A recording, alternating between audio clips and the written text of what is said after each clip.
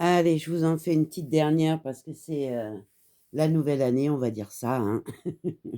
Avec, donc cette collection de la sagesse des mythes, des contes et des légendes, en fait, ils ont fait ça également et là, j'ai trouvé Roméo et Juliette, donc je me suis dit: «On va essayer», bien entendu, puisque j'adore cette saga, même si, je préfère juste la sagesse des mythes.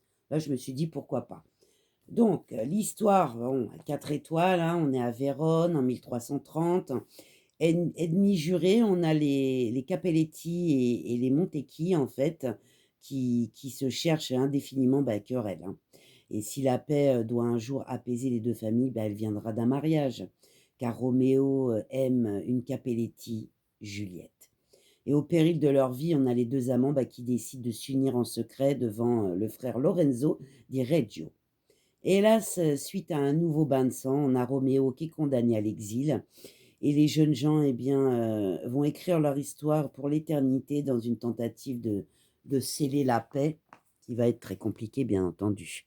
Pour le dessin, eh bien, écoutez, j'ai mis 4 étoiles. J'ai trouvé que c'était un beau graphisme, semi-réaliste, des traits fins, un beau mélange de couleurs, plutôt sobre.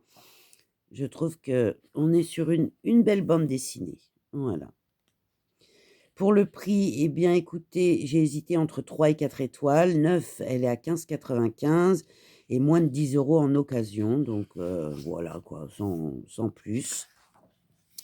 Pour le plaisir de la lire, eh bien, écoutez, j'ai mis 4 étoiles, malgré que je suis pas trop, dans ce style de lecture, on va dire, Roméo et Juliette. J'ai trouvé que c'était tout de même bien, un beau conte italien, popularisé grâce à la tragédie de Shakespeare et symbolisant vraiment la pureté de l'amour et je trouve que c'est admirablement illustré, par un trait délicat. Donc belle bande dessinée.